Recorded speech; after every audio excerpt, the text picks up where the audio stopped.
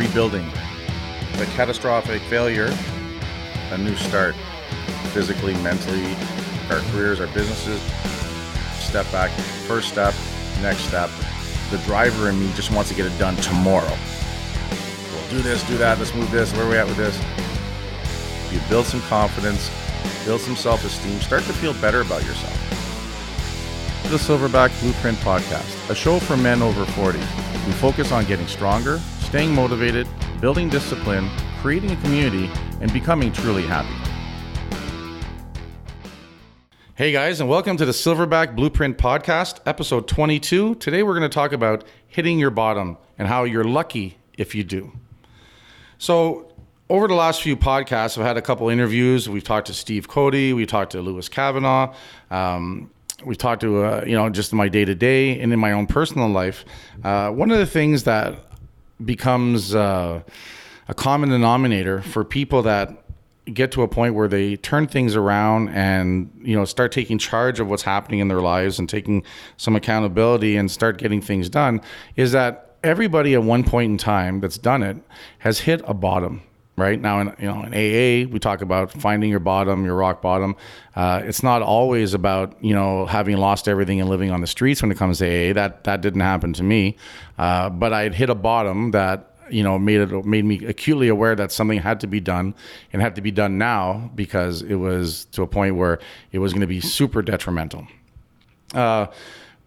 But, I can turn around now and say I'm grateful for having found that bottom, because the bottom is when you have no choice but to face it, no choice but to deal with it one way or the other. Or the other thing is you don't deal with it. But then maybe it isn't truly a bottom for you and stuff, right? Maybe it's a warning. Maybe it's a, hey, I probably should do something about this. But then, you're able to get away with more of the same activity because, just where you are with your life and what's around you and the resources you have, right? But when you do get to the point where you hit that bottom, now that can be, I was talking to someone earlier too, who deals with coaches with people in different aspects.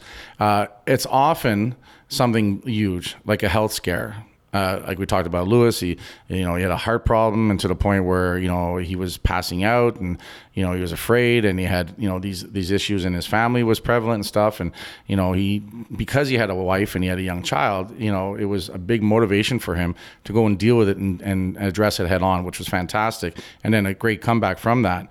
We talked earlier to Steve Cody. One of the big bottoms he had is losing his son to an overdose, right? It doesn't get any more devastating than that, right? At the end of the day. And what it did for him and what he spoke about that I thought was amazing is that it's a horrible thing, but then he also realized coming through that is that nothing can get worse than that. So he had that point of reference, right? No matter what he would be running into going on in the future, and we're going to run into roadblocks, we're going to run into situations, we're going to run into bullshit. He's got that incredible point of reference that nothing is as bad as that. So therefore, this is manageable. This is something we can solve. This is something we're going to get through. So like you said, a blessing at the same time, right? Phenomenal way to look at it, courageous way to look at it overall, to take all that pain and sorrow and be able to turn it into something, because all too often it'll do the opposite. We'll turn around and we'll use it as a point of reference and an excuse for our life to go to shit.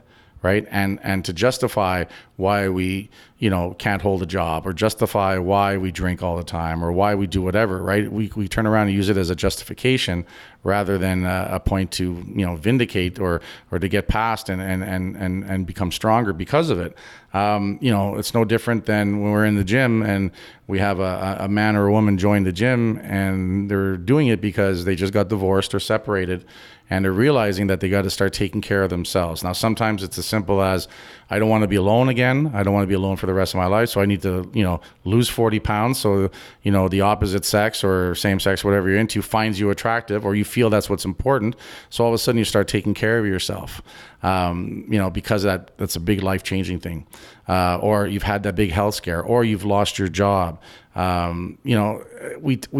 often react to these crazy bottoms in our lives more than knowing going into those things that, hey, I should probably change some behavior because this will lead me to an area where I don't want to go. So, if I don't appreciate my spouse, if I don't take care of myself, there's a very good chance or a possibility that this could end up in a divorce, right? No one that's ever gotten to a divorce has ever not gotten there and had that moment of clarity a couple of times when they've sat there and said, maybe I should change things a bit. Maybe we need to have some conversations, but we let it go. Like Lewis was saying, we hide, right? We try to convince ourselves it's not that big a deal, or we don't realize, we don't think it's worth the effort, or it's not that important. Who knows, whatever we do. But then when it finally happens, you get people that are like all shocked. I can't believe this is happening to me. Well, if you were honest to yourself, right, and really look back and how you thought about things, you shouldn't be shocked. You're deluding yourself a little bit. If you're sitting there and you don't take care of your body and your health and stuff, and then you get really sick, right?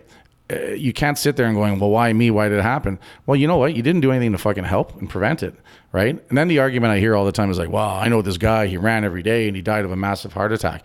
Well, first off, you're not a fucking doctor. You didn't do a coronary report on him, so you don't know, right? You want to suppose that. You want to cut, if that's what you want to take out of that, that's pretty limiting. And again, justifying your bullshit, your mental gymnastics as to why you don't do things overall. Maybe, he did have a massive heart attack and he jogged every day. But you know what?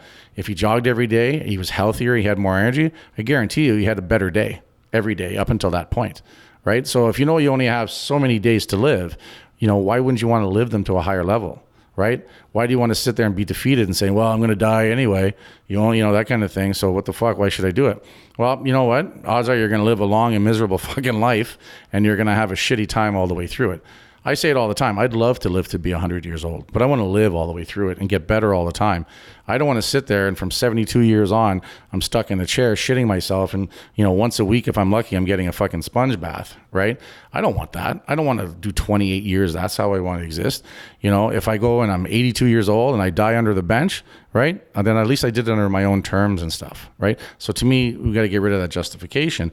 But going back to, when you hit a bottom, you have a catastrophe, you have something short of, losing someone you care about. I mean, that's a crazy thing, but it's all a blessing. And I think you're lucky to have a bottom happen so that you can come out on the other side, and then you can build from there, have that point of reference, and then sit there and say, you know what? I'm not gonna be a victim anymore. I'm not gonna sit there and wallow in my own self-pity. I tell people that go through big things when they ask me about it, and it's the same for me. Take a couple days or weeks or whatever to get through it, to let it happen, right? Especially something like a grieving process. I don't want you up on your feet skipping to the music, 12 hours later. I don't think that's right either. I think that's a different issue going on. But at the end of the day, right, don't be miserable for 3 years. Right? Don't be miserable for the rest of your life. At a certain point, say, listen, stand up and do some positive stuff. Start getting more positive mindset thing happening. Allow yourself to grieve when you go through a tough time, for sure. But at the same time, don't allow yourself to get caught in that and to sit there, in your identity. We all have that fucking friend that's always, oh, here's the problem this week and here's what's going on, right? We've got the chronic friend that has a chronic situation with boyfriends or girlfriends and stuff like that. You know what? When you get old enough and you've got that friend that's always had the same issue with girls or the same issue with guys and stuff like that, you know what? It quickly becomes obvious they're the one with the issue.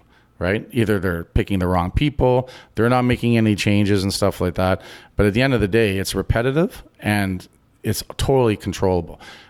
None of it's easy though, right? I think that's probably the biggest issue, is that it's easy to turn, a blind eye to it. It's easy to sit there and say, oh, I'll start tomorrow. It's easy to turn around and say, you know what, it's not that big a deal, I'll be okay and stuff. That's the easy part. And human nature is we tend to go for the easy, but the easy stuff rarely is the fulfilling stuff, right? Rarely do we sit back and are proud of ourselves for the stuff that we did that was easy. Right? We're proud for the stuff that we took and we had to deal with and that was tough and we stood up to, got the shit kicked out of us, and then it came out on the other side. That's the stuff that, builds our character, and that's the stuff that makes us more interesting, but that's the stuff that we should truly be proud of. So like I said a couple of podcasts earlier, embrace the challenges, right? If you are at a point where you're hitting a bottom, right? Deal with that bottom, confront it, right? Work with it and get to the other side of it. Because again, looking at that as your starting off point, your rebuilding point, right? You've got one. Now you can go from there, right? You don't want to dwell in the past. You always want to move forward for sure. But there's a point in time where you have to have the enough is enough. I'm no longer going to allow myself to be treated a certain way by people. Or I'm no longer going to allow myself to think about myself in a certain way. I know I'm pounding the table. Luke's getting mad. I'm like getting very, very, what do you call that? Passionate about what we're talking about here. But, we have to, protect ourselves. We have to stand up for ourselves so we can build some respect. I always tell people, the most important form of respect is self-respect. And you get self-respect by getting better, by dealing with things, by improving.